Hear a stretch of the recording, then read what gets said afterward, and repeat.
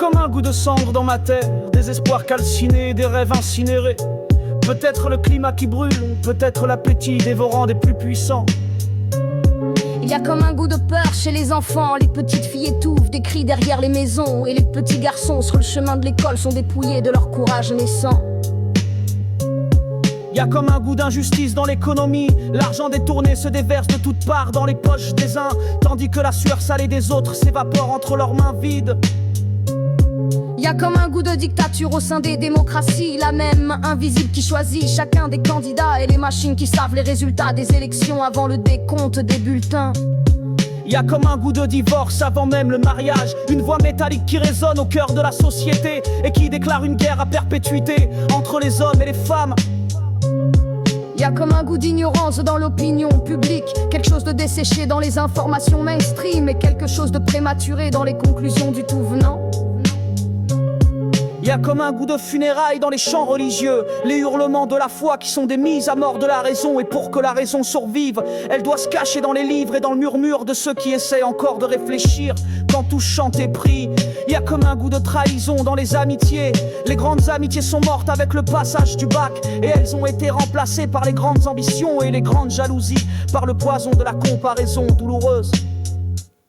Y a comme un goût d'envie de meurtre chez les dirigeants politiques chaque fois qu'ils entendent qu'une intelligence éveillée entreprend de s'exprimer sur les choses de la nation et les choses du peuple, parce que eux ils ont prospéré sur le sommeil et l'ignorance des masses.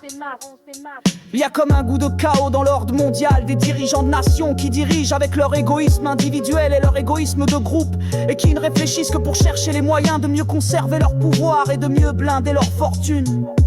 Y a comme un goût d'indifférence dans le ciel, des milliards de prières qui se brisent contre le mur du grand silence cosmique, et les croyants qui sont obligés de se répondre eux-mêmes en remplissant le ciel des projections de leurs propres pensées, de leurs propres chimères.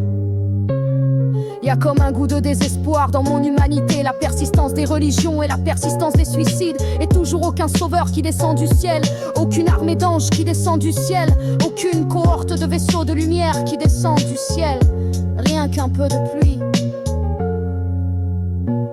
Y a comme un goût de guerre civile qui s'approche peu à peu, la grande déflagration de la lutte lancinante des classes. Pas si lancinante car la classe dominante est en guerre déclarée. Ce sont les classes pauvres et les classes moyennes qui ne voient rien derrière le voile de l'alcool et du rire bête. Y a comme un goût de larmes chez les jeunes diplômés, derrière le courage nécessaire pour se frayer une place dans le monde du travail. Les larmes des sacrifices continus et des luttes sans fin.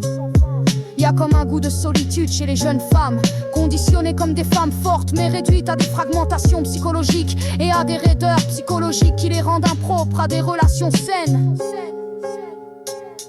Y a comme un goût de résignation chez les activistes, le peuple qui ne se lèvera jamais comme un seul homme, aucun mot d'ordre qui ne soulèvera quiconque par la seule force de sa pertinence, tandis que l'abrutissement trouve un écho sous chaque toit et dans chaque profil.